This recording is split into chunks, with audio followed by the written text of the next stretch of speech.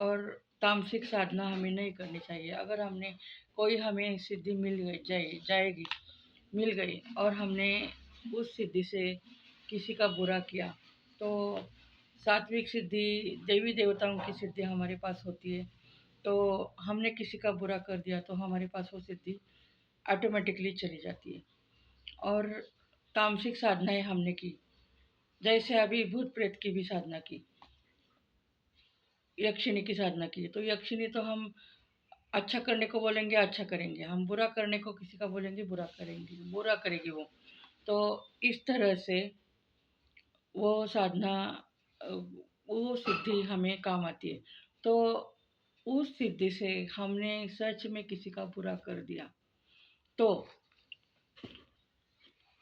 हमने बुरा कर दिया तो हमें उसका फल बहुत ही जल्द, बहुत बुरा फल भुगतना पड़ता है। और हम उस यक्षिणी के साथ उस लोक में जब जाएंगे मरने के बाद, तब भी हमें वो बहुत सेवा करके लेती है हमसे वो। और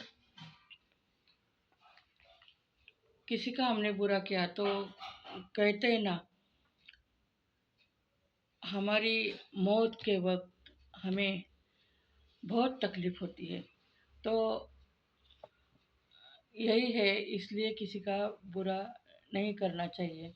और सिद्धियाँ प्राप्त करने से पहले सोचना चाहिए कि हमें कौन सी साधना करनी है, हमें सात्विक करनी है या राजसिक करनी है या तामसिक करनी है या भूत प्रेतों की सिद्धि करनी है। तो ये बहुत सोच समझ कर करना चाहिए। और जो लोग अधूरी इच्छा रख कर एक्सीडेंटली या बीच में ही उनकी आयु कंप्लीट नहीं होती, वो बीच में ही उनका शरीर समाप्त हो जाता है, तब वो प्रेत योनि में चले जाते हैं।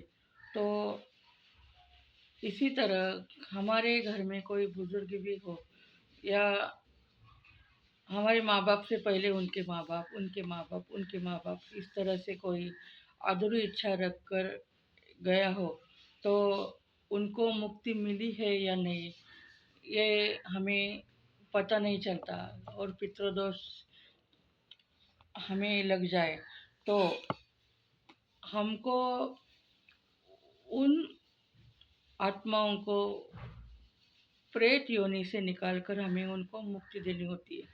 तो मोक्ष हम उनको दे नहीं सकते। मोक्ष देने के लिए, मुक्ति और मोक्ष में बहुत फर्क है। मोक्ष हम नहीं दे सकते उनको, क्योंकि मोक्ष जब हम जीवित रहते हैं तभी हमें भक्ति करके करना होता है। और इस साल नहीं, अगले साल नहीं, हम ऐसे 8-10 जन्म हमने भक्ति की ईश्वर की, तब कहाँ हमें मोक्ष मिल जाता है। हाँ, अभी किसी किसी को इस जन्म में मोक्ष मिल जाए, तो इसका मतलब ये नहीं होता कि हमने इसी जन्म में भक्ति की और इसी जन्म में हमें मोक्ष मिला। क्योंकि हमें यह पृथ्वी पर आने से पहले हमने 7-8 जन्म लिए होते हैं। उस वक्त भी हम भक्त रहे होते हैं, कुछ पुण्य जमा किया होता है, तभी हमें इस जन्म में हमें मोक्ष मिल सकता है। मोक्ष का मतलब है कि ये जन्म मरण का फेरा हमारा कंप्लीट हो गया। अब आगे हमारा ना जन्म होगा ना मरण होगा। तो हम सीधे भगवान के पास चले जाते हैं।